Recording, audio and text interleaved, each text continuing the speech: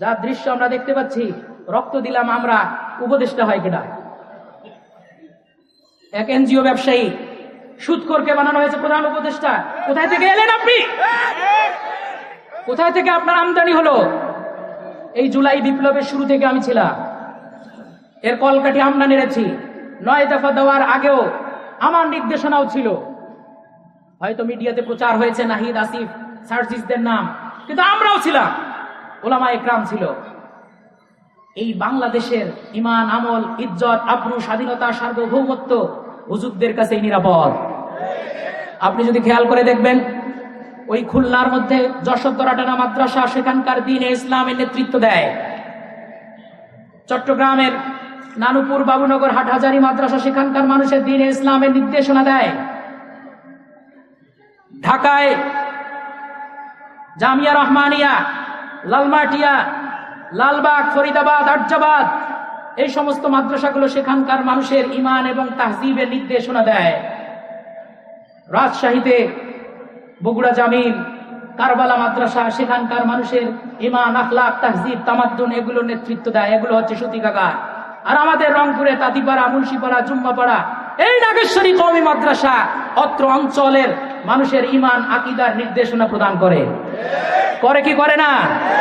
সুতরাং এখন যারা নতুন নতুন মুফাসসিরে কোরআন হয়ে এসে কওমি মাদ্রাসার বিরুদ্ধে কথা বলেন, তাদের কাছে বিনীত নিবেদন থাকবে, আপনারা কি মনে করে তাদেরকে মুফাসসিরে কোরআন মনে করেন আমি জানি না।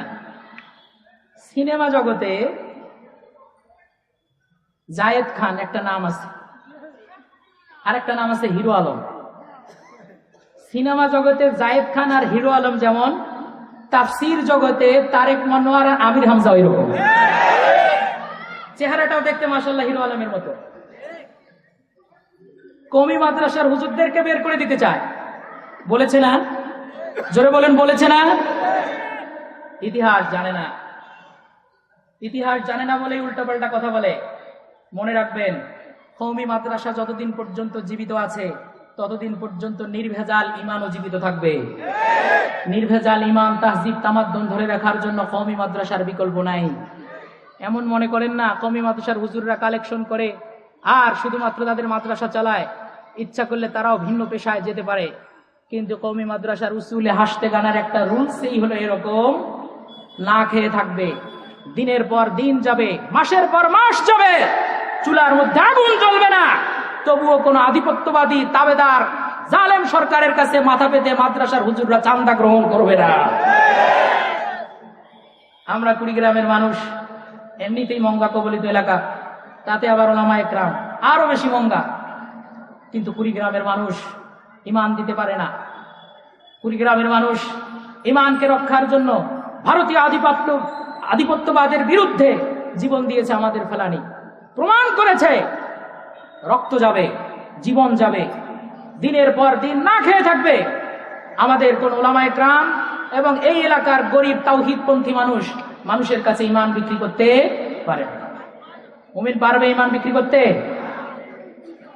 যার কারণে কওমি মাদ্রাসা নিয়ে যে সমস্ত ষড়যন্ত্র হয়, এই সমস্ত ষড়যন্ত্রকে রুখে দেওয়ার জন্য প্রস্তুত আছি সবাই ইনশাআল্লাহ। কে কে প্রস্তুত আছে? হাত উঁচু করে আল্লাহকে দেখাই। লিল্লাহি তাকবীর, লিল্লাহি তাকবীর। আপনি বলবেন, হুজুর আপনি যে ইতিহাস আমাদেরকে শোনালেন, আমরা তো ইতিহাসের বই এগুলো পাই না। আপনি পাবেন কিভাবে? ইতিহাস তো আমাদেরকে লিখতে দেওয়া হয় নাই, ইতিহাস তো চুরি হয়েছে 24-এর বিপ্লবের মতোই। তবে একথা মনে রাখুন, 24-এর বিপ্লব সংগঠিত হয়েছে, এটা চূড়ান্ত বিপ্লব নয়। আর একটা চূড়ান্ত বিপ্লব হবে, যেই চূড়ান্ত বিপ্লবের মতো, সেই চূড়ান্ত বিপ্লবের চূড়ার উপরে দাঁড়িয়ে আফগানের 4 কোটি মুসলমান যেভাবে ইসলামী ইমারত তৈরি করেছে, বাংলার 20 কোটি মুসলমান আবারও খিলাফা ভিত্তিক এই রাষ্ট্রকে কায়েম করবে ইনশাআল্লাহ।